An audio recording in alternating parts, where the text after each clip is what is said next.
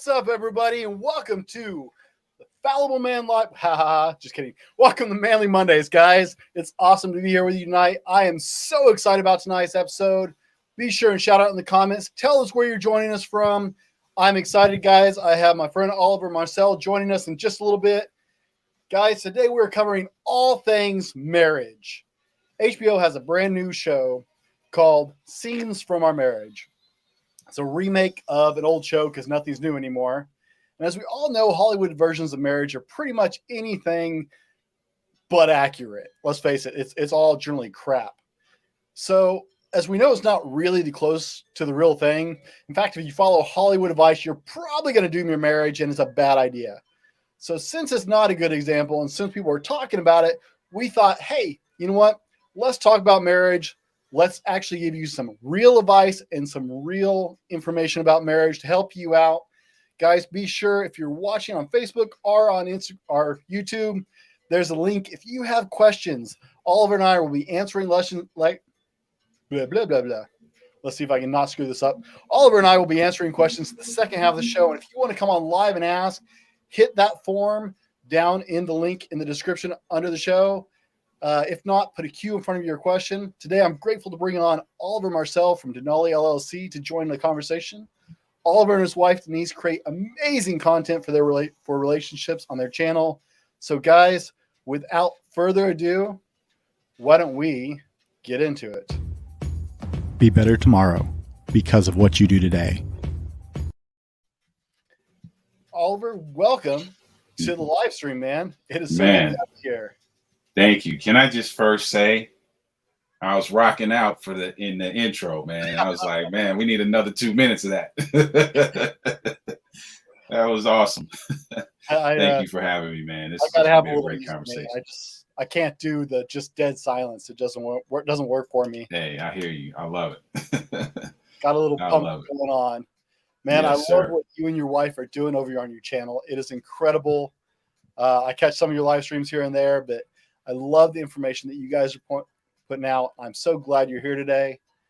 We're going to dig into some questions today for our audience, and hopefully we're going to have some people asking some questions. You guys, if you want to ask a question in the comments, be sure and put a Q in front of your question to help us see it a little more clearly. And we'll try and answer questions as they come in, and someone will say for the second part of the show. Also, like I said, in the description for both places, there is a link directly. So if you want to join us live in the show, guys, video and all, we'd love to have you. We'd love to talk to you. And we're just really excited about today. Yeah, that's pretty cool. I like that. Oliver, have you seen this show? Say that again. Have you seen this show, Scenes from Our Marriage? A little bit. It's funny, man, because some of those shows, man, I'm like, I'm gonna give it a chance, and then it's just so scripted or either so contrary to at least what I'm living in real life. I don't know. Maybe some other people are living some of those scenarios, but I've seen bits and pieces of it, and it's definitely it's different, at least in my world. Oh, I definitely agree with you. I apologize. I'm having a little technical difficulty. Apparently, my camera mode got changed. Oh. Whoops. I thought you was just setting the ambiance. I was like, oh, man. I was like, man, Brent's showing me up over there, man. He got the lights dimmed. Like, it's good stuff. Apparently, somehow turned off my camera correctly. So you guys tolerate me for a minute here. Oh, no. Let's start digging into the first question while I'm messing with my camera. Sure. So, what is the top thing that you and Denise fight about?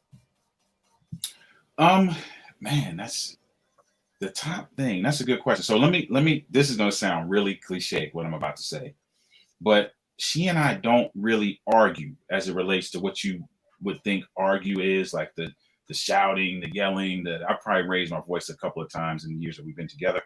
I think the thing that we disagree about, if you want to call it that, maybe the most is maybe around kid issues. I mean, our kids are grown now, but just discrepancies in our approach to certain things. I am a very my communication style is what we call shotgun. So I tend to say, I'm getting better. I'm a work in progress, but I tend to just kind of say things without them going through the filter of a couple seconds or the filter of using the right words. And so often it's going to be something around that. Either I said something that was inappropriate, or she wanted me to take a more, calm approach, and I kind of just shot out there in front. So usually it's going to be something along those lines. She and I are the same personality style type. So that kind of lends itself to two things. One, we get along pretty good.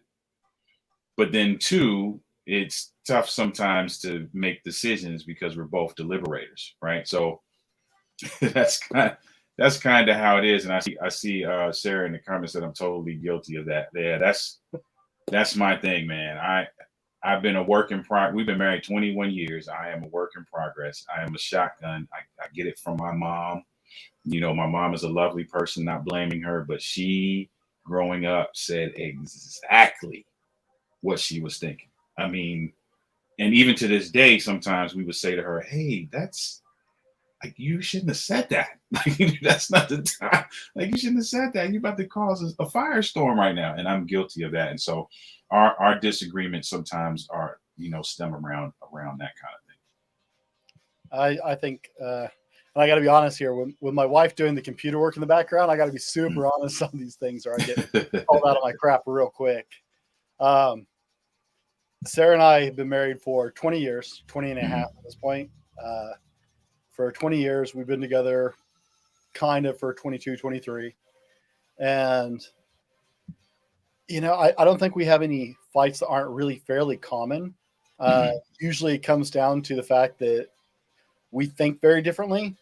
We communicate. And so we communicate very differently, right? Have you done those personality exam kind of things? Yep. Right. And shout out in the comments. Tell us where you land on those personality tests, guys. I want to hear from you guys. Yeah, absolutely. The audience participates.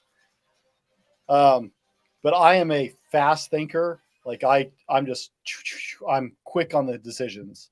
My brain processes and outputs super quick.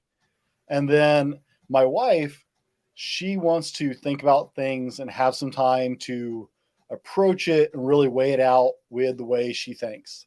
And there she is, keeping me honest in the comment section right there. Totally different styles. Oh, and it is. That is the fun thing about doing this with my wife is she's in the background usually, but she keeps me pretty honest. Yeah. Yeah, I'd say most of the time it comes down to the way we talk to each other. Gotcha. Okay.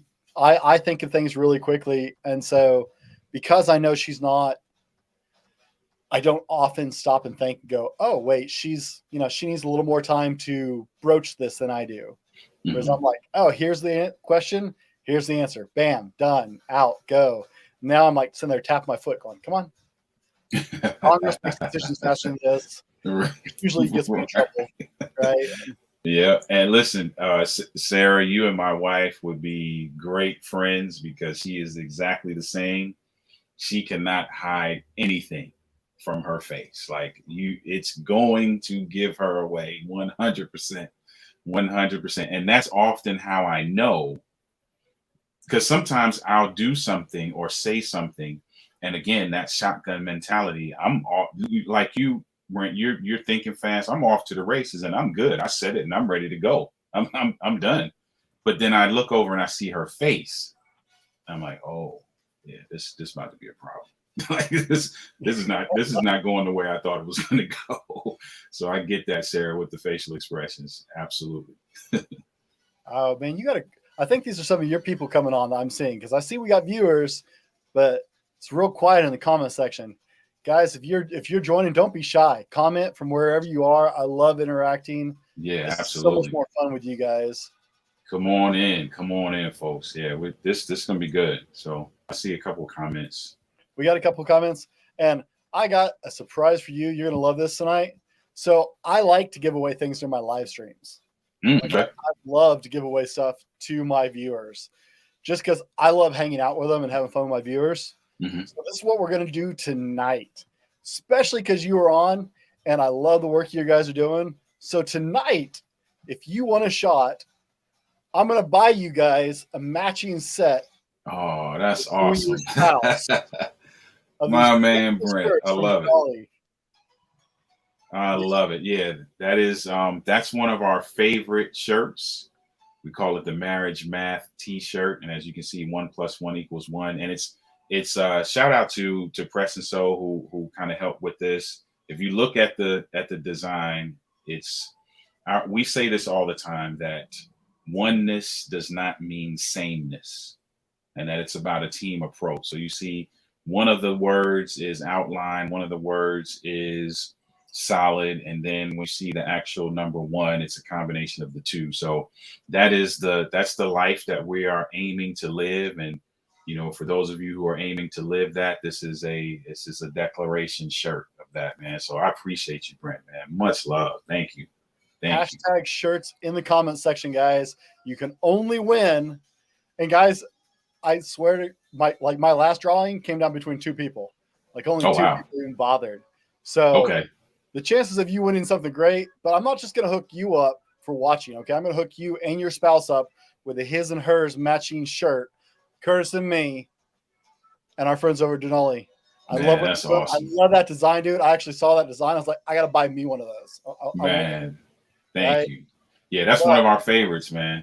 That's our favorites. And then shameless plug, the one I have on is my second favorite. So that's But since you guys are hanging out and Sarah wants one too. Hey, since nice. you guys are hanging out with us, comment hashtag shirts, sorry, plural, because I'm giving both of them, you and your spouse. Hashtag shirts in the comments, and we'll draw later in the show on that one, guys. I want you guys to have these beautiful shirts, because if you're here because you want to work on your marriage, you want to work on your relationship together. And we are all about supporting that here and with Oliver today. So good stuff, man. I love it. Moving in. How do you work through big issues as couples? So let me give you an example here. Right? Okay. For example, I was just interviewing a porn addiction counselor the other day, and have it for a podcast episode later in 2022. I've already actually interviewed one. And so, I mean, that could be a really devastating thing in a marriage. So how do you and Denise mend fences on the big things? How do you approach the big problems? Man, this is going to sound simple, and I'm not trying to simplify it at all, because it is a process. But there's one key thing for the two of us that we learned. I can't even say we learned it early on. We learned it through trial and error, is that we had to talk. Like for the two of us, we did a lot of, well, she should know that, or he should know that, or I'm not going to say something for what one particular reason or another. And then once that happens, I conjure up my own ideology. She conjures up her own, and we react to each other based on what we've conjured up in our mind. But nobody said a word to each other. We haven't talked about it. We haven't talked through it, haven't expressed anything at all. And so for us, man, we're really big on conversation. And so that's probably the first step.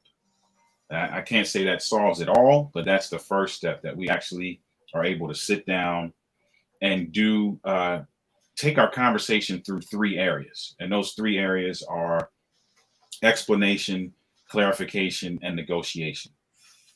So there's some level of like, okay, we're explaining what's happening right now. We're asking questions. We're sharing our viewpoint. We're able to clarify, no, that's not what I meant. That's not where I was going. That's not what I was trying to say. Here's what I was trying to say. And then we're able to kind of negotiate. Okay, well, next time, I would prefer if you do it this way, or I didn't really like how you said that. Maybe we could say it a little different, and then maybe we wouldn't come across the way it came across. So for us, that's kind of the first step, man. And that has been a game changer for us. And then obviously, once the negotiation happens, you got to actually follow through and do what you said. But yeah, for us, man, the conversation piece has really been paramount to us getting through some of those 3 things. And I saw somebody say, what were the 3 things again? It's explanation, clarification, and negotiation. So being able to have the freedom and the opportunity to explain yourself. and then or ask some questions if you don't understand something from your spouse. My wife will say something or something will happen. I'll be like, okay, I didn't really get that. And now we're being a little bit more honest, I guess, which would be the second part of that. We're being a little bit more honest. So now I'm like, okay, you know what? I need you to explain that, because that kind of came out a certain way. And before I actually jump out the window with my shotgun self, were you trying to say such and such and such? It's like, no, I wasn't trying to say that. I was trying to say this. And so that takes us into the clarification phase. And then once we get through that phase, the negotiation phase, I can be like, oh, okay, all right, I got it. Next time, you don't say this and this, because that made me feel, and we can kind of talk through it, man. And so that's been beneficial for us. Man, that's beautiful. Explanation, clarification, negotiation. Yeah. Guys, you see when I want to have this man on? His wife putting out spectacular stuff. You need to check out their channel.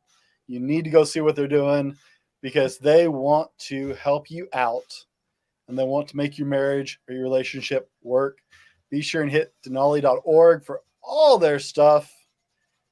And don't forget to go get those awesome shirts if you don't win yours here tonight. But hey, some lucky person is going to win 2 of them tonight.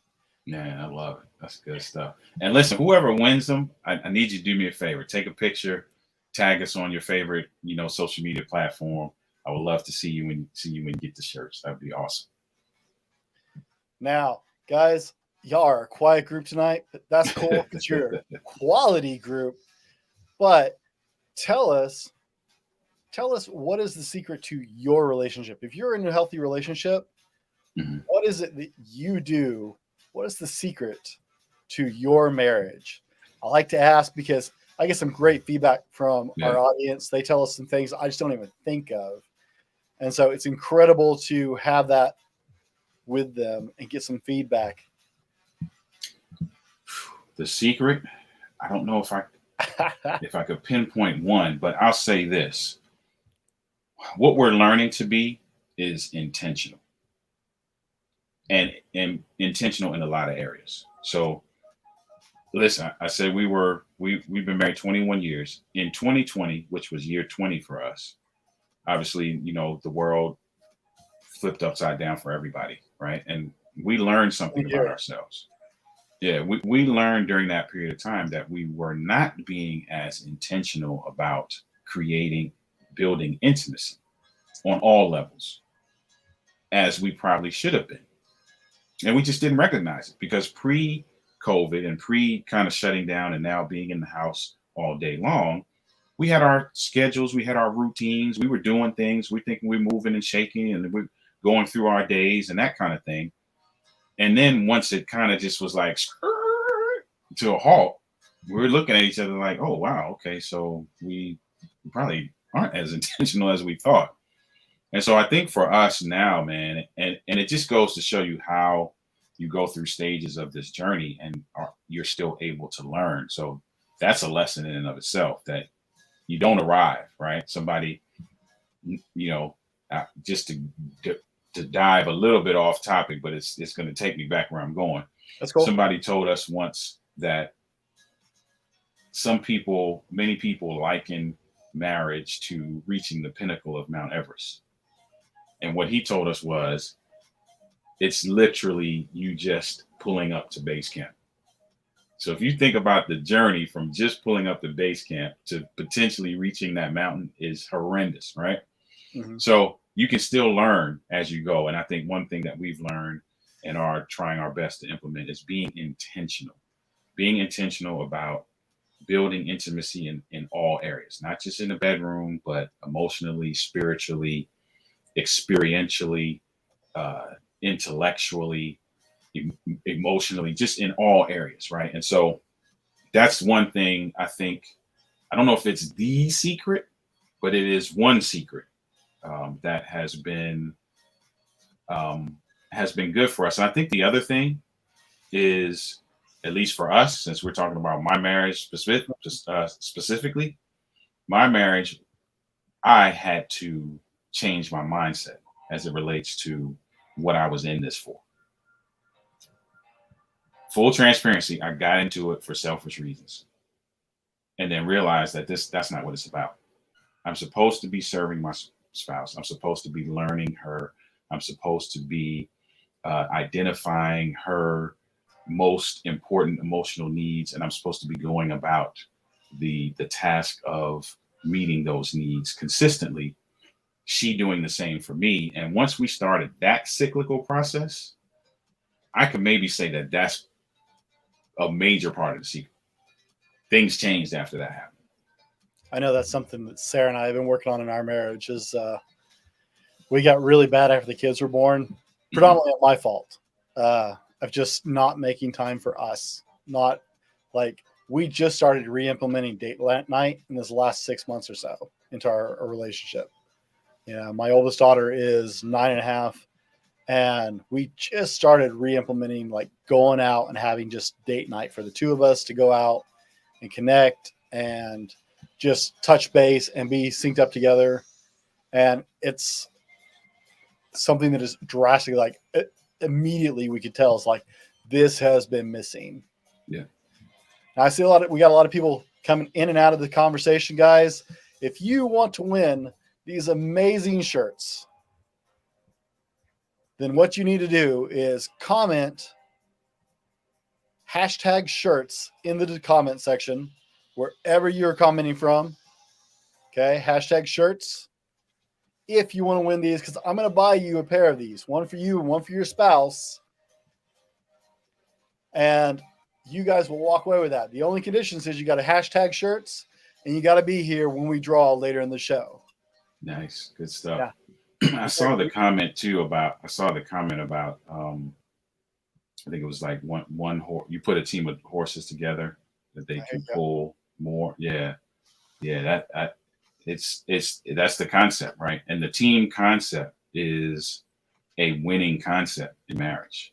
It is when you begin to approach things from that approach, that's your perspective. And typically your approach is going to follow your perspective. So if your perspective is that this is a team and we're going to look at things as a team and approach things as a team, and you see some very different results in your marriage. I mean, nobody's perfect. So I don't want anybody thinking, hey, this is, perfect blueprint, but you want to begin to move your marriage journey in a specific direction, hopefully positive. And you want to move it in that direction more consistently. And that team concept, man, does wonders for it because you start looking at things differently. We embrace imperfection here at the Fallible Man. That's the name. It's right. We just owned it from the get-go because it's like, man, anybody who knows us knows there's a load of crap. I pretend I actually know everything. So we just embrace that we're all on a journey at this point. Yeah, trying exactly. to improve. Yeah. And I mean, marriage, I liked your example of a base camp. As far as marriage, you can't approach it as the pinnacle. The journey is just starting at that point. And you're coming together to embark on a whole new adventure that takes both of you. So that's a great metaphor. I like that. It's incredible visual. I wish I had like a picture of a mountain I could throw up on the live stream, but I don't. Sorry, guys. I didn't know that comment was coming, or I would have had a nice like Everest picture for you or something. Yeah. And that stuck out in our minds, man. And if you think about it, so my own metaphor for that is I live on the East Coast, so I'm in Maryland. So if we were to jump in the car and say, hey, we're going to drive from Maryland cross country to California, think about all the things that could happen between here and California. You could have a phenomenal journey, right? You could have a phenomenal journey for the first 4 hours, right? Or you could get a flat tire. Or here's a real story. I was driving from Maryland to Michigan, and in Ohio, or coming out of Pennsylvania into Ohio, my car caught on fire. There's your mountain. Sarah. Oh, I love it. Thank you. Good stuff. And so anything can happen, right? But here's the thing. Here's a question I have. Let's say you get a flat tire. I'm going from Maryland to California, and somewhere in, Midwest area, I get a flat tire. Do you normally abandon your car when you get a flat tire? No, that's what rentals are for, right? Right, exactly. Like you like no one, I don't know, Now, this may have happened, but I don't know anyone who's gotten a flat tire and was like, you know what, forget it. Let's burn the car down. We're done. They get out, fix it, or if they can't fix it, they call AAA, have a third party come in and help them fix it. Mm-hmm. They get it done and they go on about their way. It's the same way with the marriage journey, right? You got to be ready to deal with whatever comes your way. And you got to deal with it in a way that allows you to continue on in your journey. That may be you having the skill and the tools to fix whatever the scenario is or adjust, or bringing in a third party, bringing in a therapist, bringing in a coach, bringing in somebody that can help you unpack that and help you put some pieces back together and dust you off and put you on your journey. So that's what it is, man. And once we look at it like that, perspective is everything. Perspective is everything. When my perspective changed, a lot of stuff readjusted with it. Let me throw in here on your guys. Let me. If you heard it, what you just said it with an example, you need to take specifically. If you need to bring in somebody else, it's fine. Yes. It doesn't mean you're broken. It doesn't mean you're hopeless. No one has ever perfected marriage. Okay. So seeking a trusted counselor that you have faith in, that you can trust, that their beliefs, and I will reiterate, a counselor that you trust their beliefs align with your own about marriage. Right. I'm a big fan of Christian-based counselors because they're usually fighting for your marriage. Right. Whereas I've seen other counselors not faith-based who are like, y'all don't like each other anymore. Go your own way. Yeah, exactly. Right? So press that. Find someone who aligns with your beliefs on marriage. But it doesn't mean that you're broken. It doesn't mean your marriage is doomed, guys. There's nothing wrong. In fact, it is a sign of maturity in your relationship to be willing to go, hey, we might need some help getting through this one. Exactly. We know we've hit a rough spot. So don't take it as a negative. It is not it's not hopeless if you ask for help. It means that you are willing to fight for your marriage, and that's a beautiful thing. Yeah. I agree 100%. Listen, Brent, we do it in everything else. We do it in every other area of our lives, right? Mm-hmm. I'll give you a real world example that is very, very fresh and recent within the last week or two. Had an issue with the kitchen sink. Mm-hmm. It's dripping. I mean, dripping. Like nice. Buckets of water, right? So I do my thing. I know a little bit.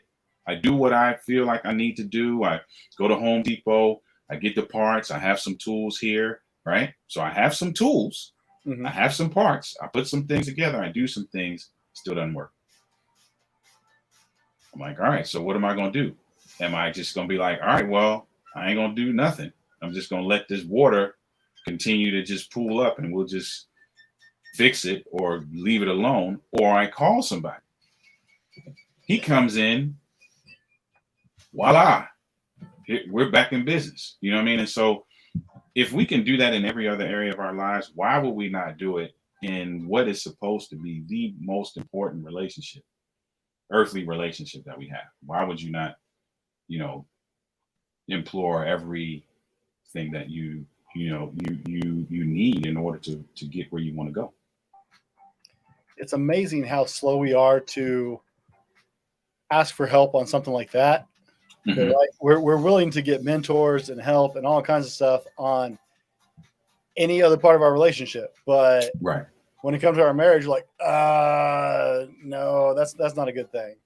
Like, no, that's a really great thing. That's something we should definitely be invested in, but we're just so afraid to admit. I know at one point in Sarah and I's marriage, that was a problem for us.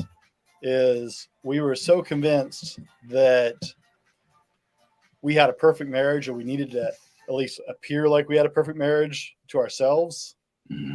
that, we were completely just ignoring problems that were going on and pretending like they weren't problems. We were just like, it's cool. We're not really arguing. We're not really split on it.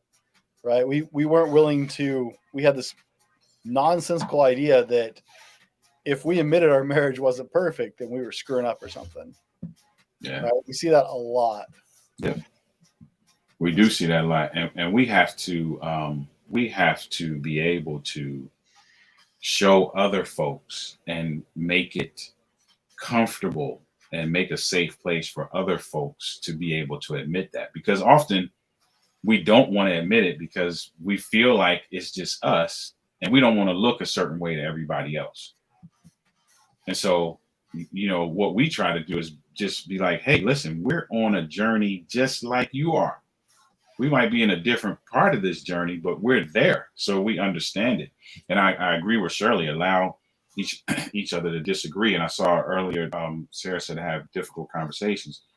That is very, very true, because you can't make progress without addressing where you are presently, right? You have to be able to, like Shirley said, you have to be able to love where you are.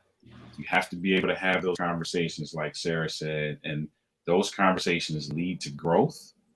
That growth leads you to a higher sense of togetherness, and the bond begins to tighten.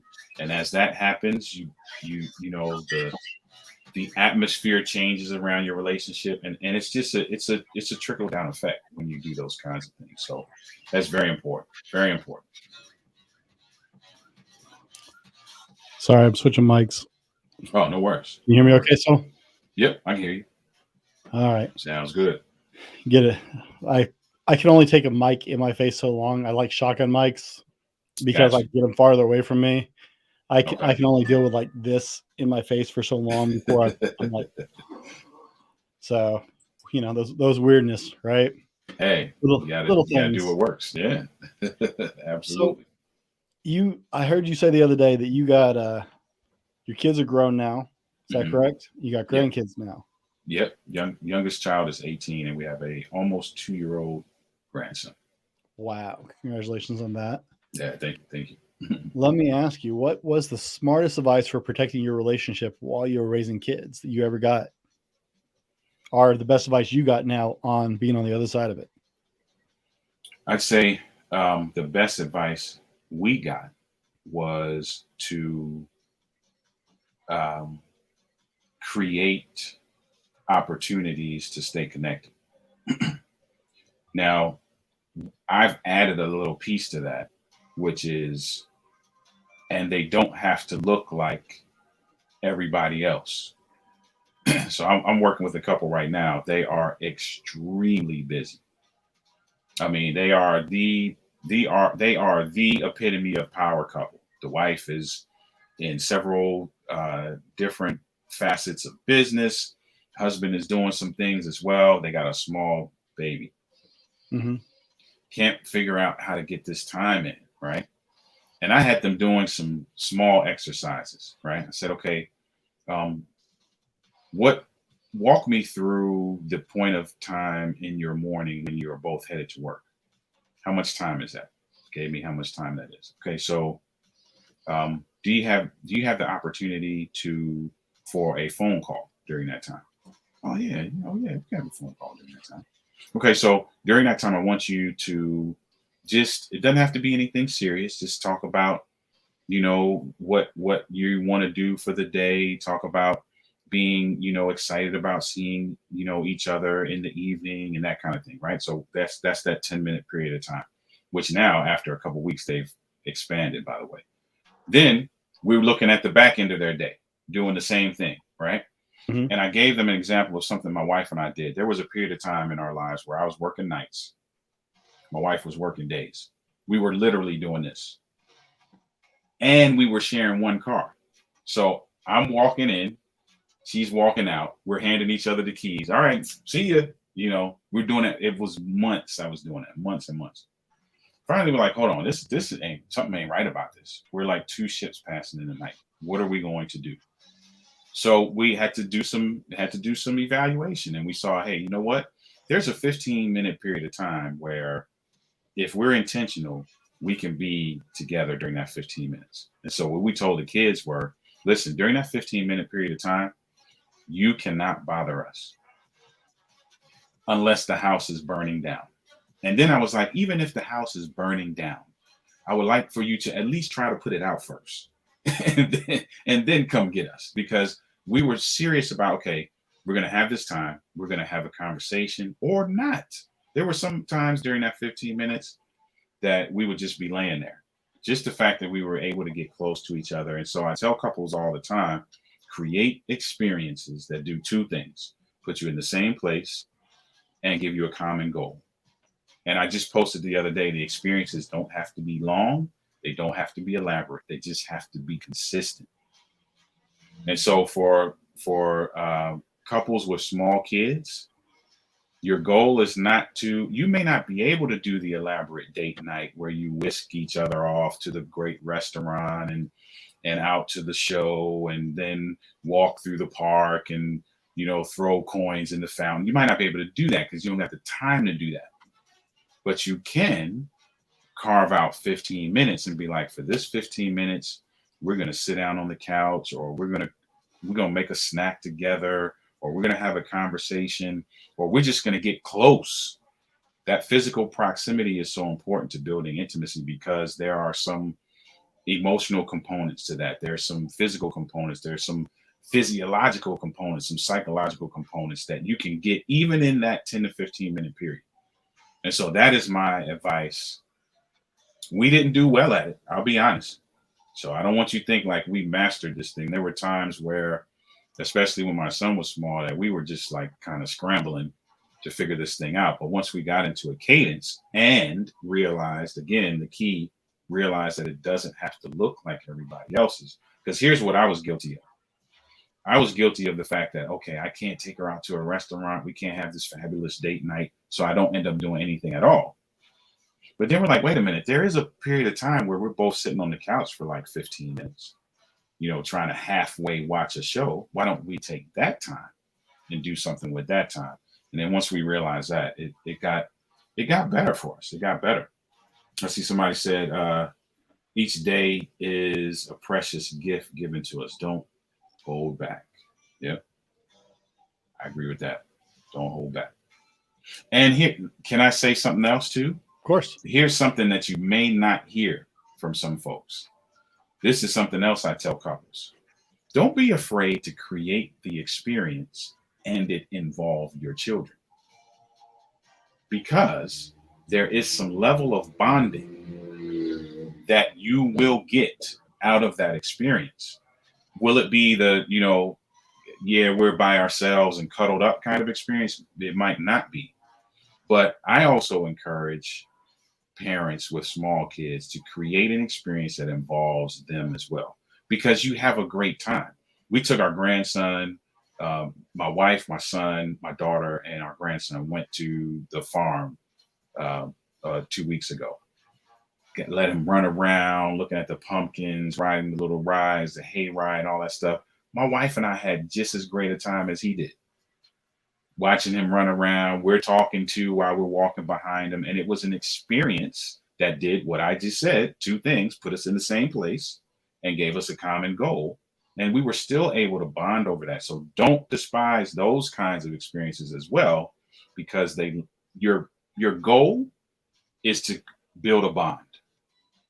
And you can build a bond through all of those experiences. So, agreed, 100%, man. Your story sounds so familiar. I don't know if every couple ends up going through that horrible time period. Sarah and I had about, I think she was on nights for 3 years, 2.5, 3 years, and was just coming off nights when I went into nights for the next 3 years, 2 or 3 years. Wow, yeah. So you had a good stretch. Actually, yeah, for the next 4, I think. So yeah, we had like 7 or 8 years. We had a couple of years early on our marriage where we were both working night shift. And that wasn't bad, because at least we come home and go to sleep together, right? Gotcha. But we had 7 or 8 years where we were on opposite schedules, and it was hard. Yeah. Super hard to have that intimacy, to have that emotional connection to each other, because one of us was going to bed as the other one was leaving for the day, and back and forth. It is just, it's hard on a marriage. It really is, because you're almost living 2 separate lives, which will just deteriorate a marriage quickly. Now, guys, if you are getting anything out of this, if you're enjoying this, be sure and give us a thumbs up wherever you are, and do this for us. Get on your phone right now. I want you to tweet out, share out whatever social media that you are on, that you use. Share this right now with somebody you know who could use some encouragement in their marriage, who could use somebody rooting for them, because here's two of us and everybody else watching this who is rooting for their marriage and the success of their relationship. Absolutely. So share it right now. Get on your phone, tweet it out, Instagram it out, whatever you do, whatever social media you like, and share this with a friend who needs to pick me up on their relationship. Yes, indeed. I love it. Yeah, share it out there, and folk who are catching the replay, do the same thing. If you're catching the replay, make sure you share it out. And oh man, sorry, you're making me look bad here. I totally was slipping on that one. No. You good, man. Yeah, we're good. Yeah, I'm loving this, man. I'm having fun, man. Well, no, I'm enjoying it so much. I was forgetting to talk to my replay people, and I love those people watching this afterwards. Yep, it's good stuff, man. And I appreciate you saying that too, man, because that there are people, right? We need to know that there are people who are trying to be intentional, man. They're trying to do what they can do to make this marriage journey as successful as possible. There are people out there that are doing that. And so, if you're looking for a community, man, you got the Fallible man, giving you the example right now of how to do that. And so I love that you brought that out, because that's important, because sometimes we don't see that, right? It's so easy to get into this mode of thinking that I'm dealing with this by myself. Like, this is just me, my marriage is in the toilet and everybody else seems to be. No, we're on this journey together, man. I had a flat tire the other day, so I know what a flat tire feels like. So I can help you out. I can give you a little bit of guidance, as to how I dealt with that. So I think if more of us did that and really got into this community mindset of helping folks out, I think we would see some better results. Right. Community is a big thing. I don't like the word. I've seen in my group, I don't know if you want to call it a niche, on other channels specifically aimed at men. A lot of guys talk about tribalism. I don't think tribalism is healthy. Yeah. Community is healthy. Tribalism, if you look at it, often ended in war. One tribe trying to eradicate another one, right? And right. I don't think that's the healthy direction that men need to go. I think we need a sense of community. So Matthew just asked us a question, and I told him we'll get into it during the Q&A portion of the show in just a few minutes. Okay, absolutely. And we'll dig into that, Matthew. I promise. Stick around, and we will answer your question. Absolutely, we'll do. Yep. Best advice for communicating with your wife. I know I have given away several copies of a couple different books. Mm-hmm. The 5 Love Languages is one of my favorites, just because I remember the old book, Men Are From Mars, Women Are From Venus. Yep, I remember. Yeah. Right. It kind of dove into it, but I think that the 5 Love Languages really helped for my wife and I to communicate, because we were finding out that we were talking 2 different ways, right? Yeah. I wasn't speaking to what she needed. She wasn't speaking to what I was needing, because we have different communication styles and needs. Mm-hmm. So that one was really big for us. What is the best advice for communicating with your spouse? Best advice for communicating with your spouse, what we walk couples through, is learning your spouse's communication style. Because often, and we're seeing this with children more and more these days, right, than when I grew up. Children learn differently, right? They have different learning styles. And so you have to really kind of work with that particular learning style. It's the same way with communication. There are some people who are hoarders as it relates to communication. There's some people who are procrastinators. There's some people who don't have any issues, and they're able to just, like you said, Brent, you think really quickly. You're able to come out and just boom, let's go, let's get it done. Everybody has a particular communication style, and it's not so much that their style is wrong.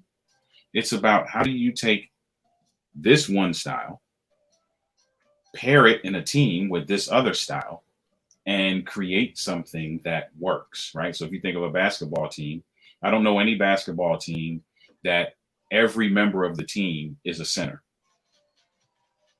or every member of the team is a power forward, right? They have different parts of the team.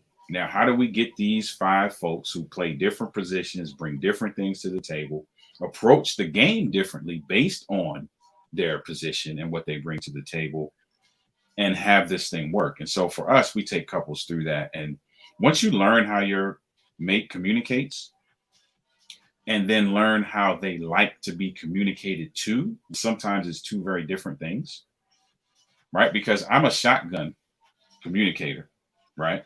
However, I don't want you yelling at me, because I'm shutting down. The garage door is coming down. Boom. Right. And so once you know that, then you can have some conversations around strategy. Okay, I know my wife is a particular communication style. I know I'm a particular communication style. Then we can start building strategy on how to communicate. That's 1. And then 2, you have to talk. I just had a recent session where that was like a main part of the session. They were expressing things to me that they hadn't even talked about. I'm like, you're butting heads because neither of you know what the other feels. Like, you got to have some basic conversations about, hey, this is what I think.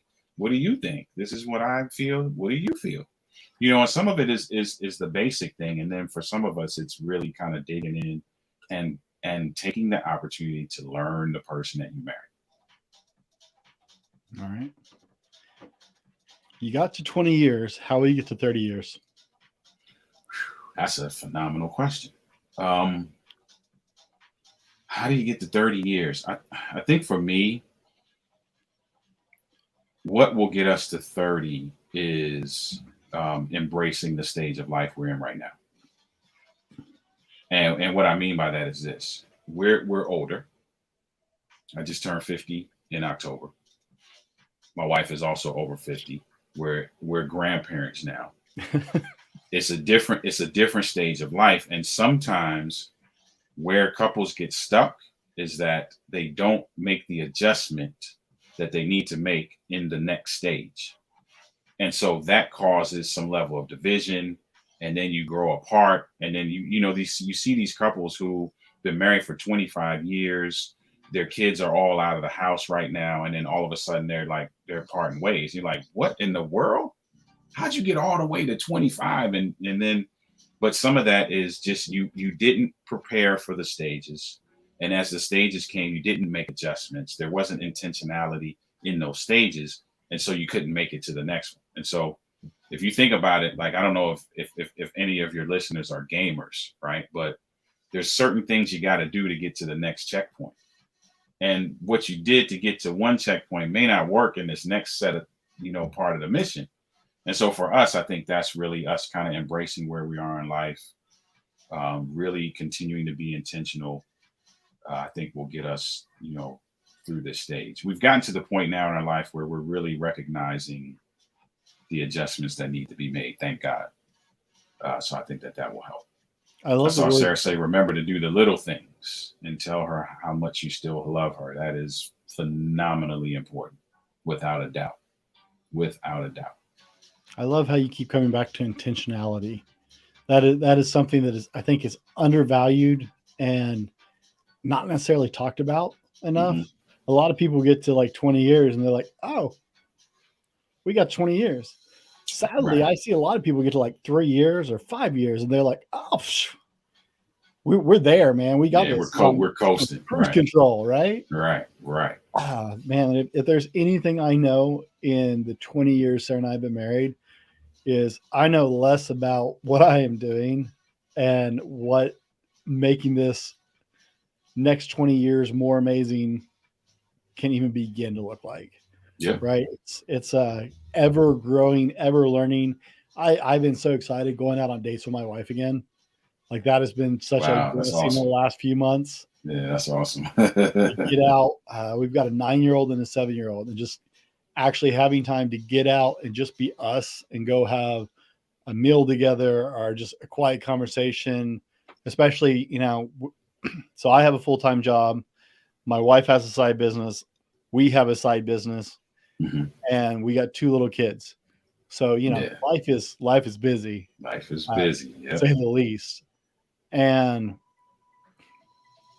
having those little timeouts together where we can just go and talk without one of our children, and we love our children, but having that time to communicate as adults and not necessarily talk about our kids, or be able to make business decisions, or be able to talk about, hey, what do we want to do next week? Hey, we got Christmas coming up. What do we want to do? Right. Yeah. My wife's saying it's not just the craft beer. Right. Our favorite spot is a little brewery down in Wenatchee. Oh, nice. Okay. Yeah. They make a really good house porter, man. I'm into the dark beer. So got you. Okay. They got a sweet house porter. But it has just been that I think probably the best epiphany I have at 20 years is how much I have to grow, how much of a path is still ahead of me. Yeah. Coming to the realization that I don't have all the answers, and this isn't just, as you said, the mountaintop, but base camp, right? We're still on that journey. And guys, hey, don't forget, if you want the shirts, if you want to get these awesome shirts that Oliver has, and I love these, man. I absolutely love this design. I really do. Be sure and put #shirts in the chat, and we'll be drawing for those very shortly. I got one more question, then we're going to have our drawing, and then we'll get in some Q&A time. I saw before the question, I think it was Shirley that said you both have to work together in each stage. And that's key, right? You both have to be committed to the process, right? And I don't want to make it seem like, yes, there's work involved, and yes, it is a journey, but I don't want to make it seem like it's just this tedious kind of thing. It doesn't have to be, right? If you think about some people, you talked about the kind of like cruise control kind of thing, right? If you think about flying on an airplane, there is a point of time in that trip where you get to a cruising altitude. So if you think about you first get in the plane, you're strapped up, put your seatbelt on, can't move about the cabin. You take off, might be a little shaky, might be some stuff happening, and they're like, as long as the light's on, you got to stay strapped in. You have that period of time in your marriage where you're strapped in, you're trying to figure it out. You're like, I don't know, is this the right thing? That kind of thing, right? You get to a point in your journey where they're like, okay, lights off. Captain says you can move about the cabin. You get into cruising altitude, right? Now, for some people, it's a phenomenal flight from that point on. For others, you hear the ding. We need you to sit back down. We're getting into some turbulent airspace. Strap in. It's going to be about 10 minutes of turbulence. You may get to the cruising altitude and still have to readjust to get through a tough time, right? Same way in your relationship. But here's the thing. Commitment requires consistent effort. So if the plane is like, well, we're getting into this turbulent thing, so we're just going to dive. We're not going to go through it, right? Then that's a problem for a lot of people, right? So you gotta consistently go through. If you put one foot in front of the other, and you look back an hour later, you're going to be an hour down the road, right? And so just that consistent effort is so key. And like Shirley said, both of you working together in all of those stages of your life, putting in that consistent effort, you're going to be okay. Guys, we got one more question that I want to ask, and then we're going to turn it over to you guys for Q&A time after the drawing.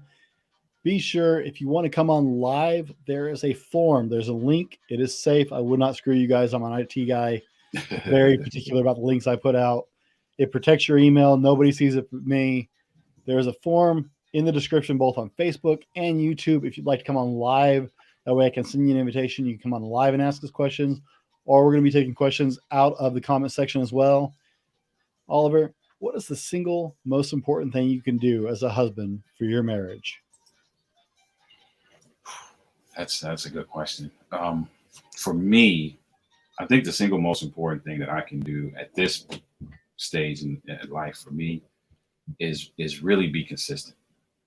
that can sometimes be a challenge for us as men, because there's so many things that are happening in our lives.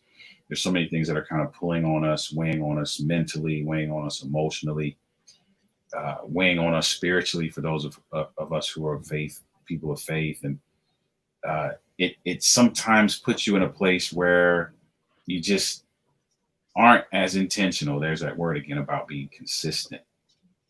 And so I think for me, as a man and as a husband, as a father, just looking for those ways to really be consistent, and not necessarily, I tell guys this all the time. You hear this term in the business world, or this phrase, under promise, over deliver, right?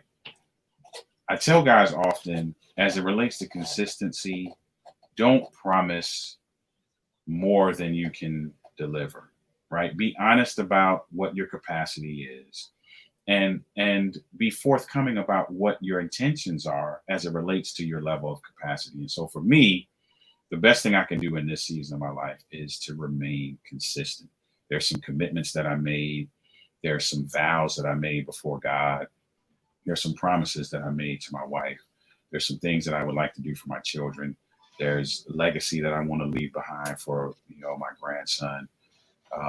And right now, I'm trying to build a business and all of that, jumping out to do something at 50 years old that most people jump out and do at 25. And so just being consistent for me is key. And I think for a lot of us as men, that consistency piece is not always there.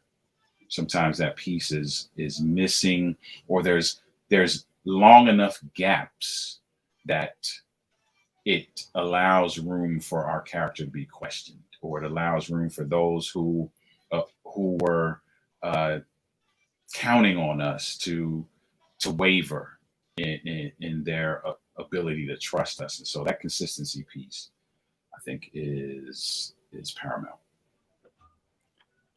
Awesome advice, guys. If you want a shot at these incredible shirts, be sure and get in there. #shirts, because we're about to do this drawing. So this is your last chance. Anybody. We're gonna add this to the stream so all guys can see this is legit. There is no rigging of this. This is cool, man. This is the first giveaway I've been a part of, man. Really? You've never been on? I love this tool, man. I love to give away stuff just because I love hanging out with everybody and getting to be involved with everybody. I think it's so much fun. Sometimes we give away coffee mugs. Sometimes we give away books, all kinds of stuff. Sometimes it's t-shirts. This is really cool, man. Really cool. You guys ready for this? #shirts. Going once.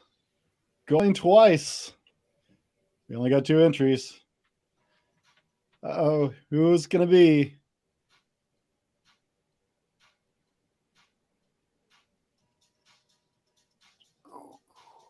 Oh. Sweet. Congratulations. No more excuses. Woo! Congratulations. You are our winner. Yeah, congratulations. My only ask is no more excuses. When you get the shirts, just post them on your social media of choice and just tag us so we can celebrate with you. It's one of our, and I'm not saying this just because this is the shirt that's being given away. It is our favorite shirt that we offer. And this one I have on is my second favorite, but that marriage math, and the reason why it's my favorite is because it epitomizes what my goal is with my marriage, and the goal that the couples that we work with, what we're trying to get them to understand and craft as it relates to strategy for how they move through their marriage. That shirt, man, just is a great representation of that. So no more excuses. Be sure and reach out to us. You can head over to my website and hit us up at info@thefallibleman.com, or whatever social media you know us on directly. You can DM me, and we'll get an address and some sizes and get you taken care of, man. Thanks for joining us tonight. That's awesome. Shout out to No More Excuses and to you, Brent, man. I really Like that means a lot, man, to me. Thank you for doing that. That's Dude, awesome. The first time I went over, I was watching your live stream on your shirts that you did on YouTube not long ago. Mm-hmm. And so I went over to your website. I'm like, man, those are cool shirts. And since I make shirts, right? If you go to my website, I design T-shirts and sell merchandising. Since I make shirts, I look at other people's designs. I'm like, man, that's a cool design. Ooh. Yeah. So and I appreciate it because I know you do that. You got an eye for that. So yeah, that means a lot, man. Thank you. Well, I don't know that I got an eye for it. There were people who would disagree with that, I'm sure. So we're going to go into Q&A time, guys. If you have a question, you can put a Q in front of it. If you see the little ticker tape at the bottom, put a Q in front of your question. It helps us to see it. And also, there are links at the bottom of each of these videos, whether you're on Facebook or YouTube. It is not too late if you want to jump on. I'm actually actively monitoring my contact sheet. So if you want to jump on video, we'd be glad to have you on. And I can send you a link. It is easy as that. Let's see. Where's the Q&A?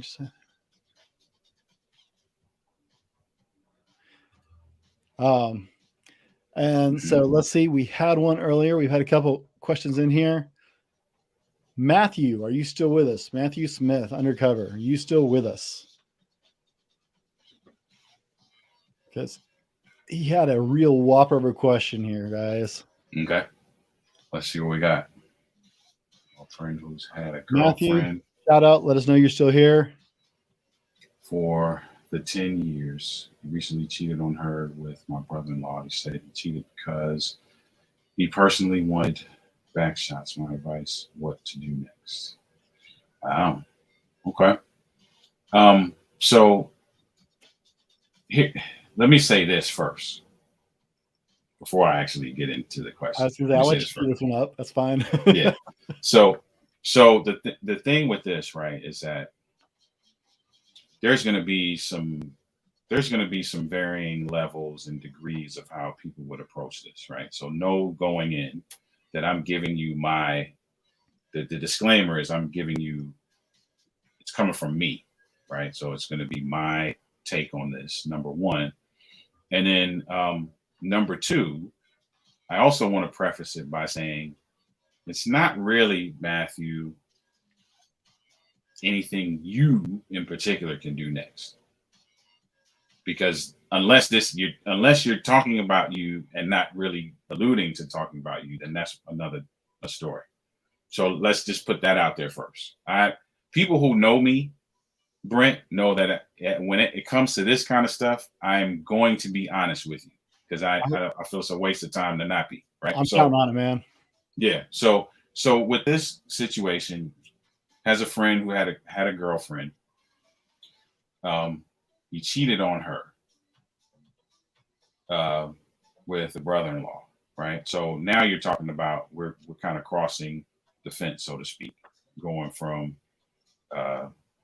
going over to a same sex relationship. So here's the thing: Matthew can't do anything. So as it relates to any advice, what to do next, you, Matthew, can't do anything because you are the brother-in-law, right? Now, what you can do, which actually brother-in-law, that kind of throws me for a loop too. Yeah, I'm struggling with that married, but I'll take it as it is. So it's your family, so I understand the concern, right? And you should be concerned. It's a family member, but at the end of the day, individuals make decisions, and there's nothing that you can do that will counteract whatever the consequences of their decisions are. And if that's a choice that he's making, that now he wants a same-sex scenario as opposed to being with his girlfriend, there's not really anything that you can do for that except for to comfort, which I'm assuming the girlfriend is your sister, or I'm missing the brother-in-law piece is throwing me off for a loop. But you can comfort your friend. Let's put it that way, because you said I have a friend. I know a friend. You can comfort your friend, and you can share with your friend that it's very important that that he, which I'm assuming is a he, it's very important that he is doing some character building things for himself that one will allow him not to continue this kind of, going back and forth kind of thing. Because 10 years is a long time to be in a relationship and then make such a drastic change. Well, it's drastic to me, change of that nature, right? And so the only thing you can do is share with them how you feel. And there isn't really much more that you can do about that. I don't know, Brent, you tell me what you think, but there's not much more that you can do than share how you feel, share that and I'm assuming from him putting this question in that maybe he doesn't agree with it, or maybe feels like, hey, the relationship, the girlfriend's getting the short end of the deal or whatever. The only thing you can do is really share what you feel and share what you think they should do moving forward. But it's really up to the friend. I have to agree with you entirely, Oliver. As far as being a friend who has been in awkward situations, right, where I'm getting asked about those questions, those concerns, it's definitely a complicated situation. Indeed. And so I'd love to say that it's easy or good, but all I can really say is there are discussions that every couple needs to have. Indeed. That they may not agree about. They may not. It's certainly not going to be an easy discussion, but and it's going to test their commitment. But the only way around the only way through this, and I don't know if Matthew wants this to be positive or if he wants the relationship to change. Hey, Jess, thanks for jumping on. It's good to see you. I don't know where he's sitting on it because he's not talking to us. I think he's offline. But yeah, that's tough too, because, and here's the thing, Brent, now that I'm reading it again, it's almost, I think there's more people involved. So he has a friend who had a girlfriend. That's two. Okay. The friend cheated on the girlfriend with his brother-in-law, which is an indicator, I'm assuming, that his brother-in-law is married to somebody else. So that's a whole, now that's an infidelity scenario, right? That's a hugely complicated question. Yeah, it's a lot going on right here. So that's a whole nother scenario. And now if it's the brother-in-law, I'm going to make some assumptions here. So the brother-in-law is married to Matthew's sister, which now complicates it even further and puts him in it emotionally, because now it's his family member that's being affected by this triangle that's happening. Again, though, my answer is that there's not so much, you can't do anything about what happened. If this is the case, I'm reading into it, if this is the case and it is his sister that he's concerned about, what he has to do now is be there for the sister, and has to be there at emotional support, physical support, psychological support, be what she needs from him, because you can't really do anything about this. You can't reverse the scenario. It doesn't make any sense to get angry. Doesn't make any sense to go fighting people and that kind of thing. It doesn't change what happened. You got to focus on the person that you can focus on, which is going to be your family member, because your friend made the choice. Your brother-in-law made the choice. So now you got to focus on the family member, and if you can, help her through the healing process, or help her through, because there's going to be some trauma involved in this. There's going to be some things that have been broken down as a result of this thing. And so my advice to Matthew would be the brother that you should be to this person. Be the support system. Be there to lift this person up, to hold this person's hands up, so to speak, because there's a process that they're going to have to go through. If you can convince them to bring in somebody that helps with trauma, bring in somebody that helps with unpacking this and healing from it, and becoming the best person that person can be moving forward. And that's kind of the start, man. And there's not much else that Matthew himself can do. All I think you can do is offer to be that support system, like you said, and honor their desires, honor you've got to, the people who are involved, you have to honor what they desire and how this is going to turn out this turn out, Mm-hmm. and support them in that.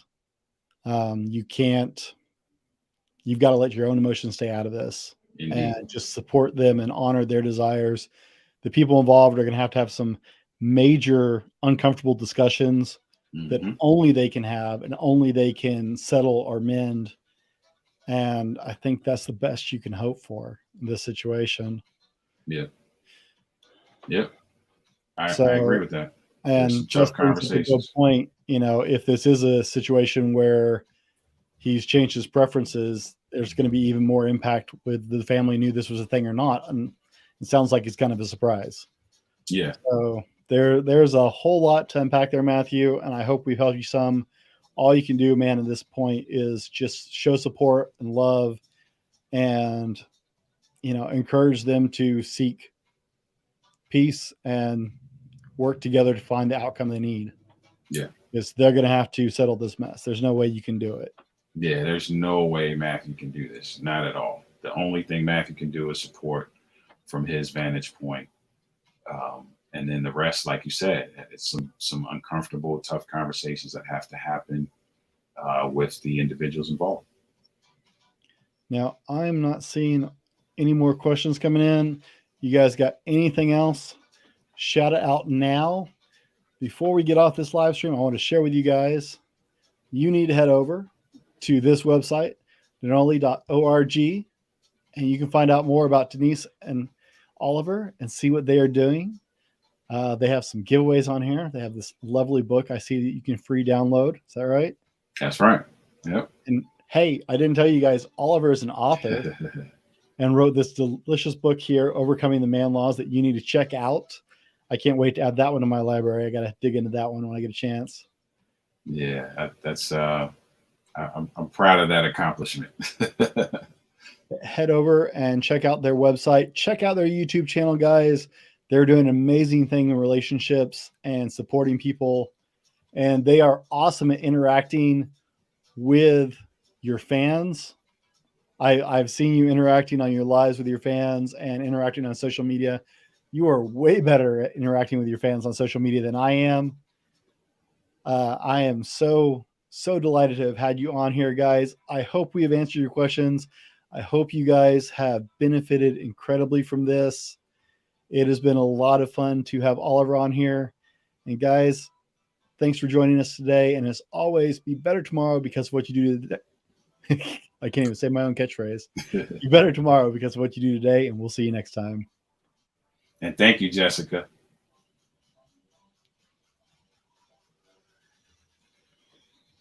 Okay.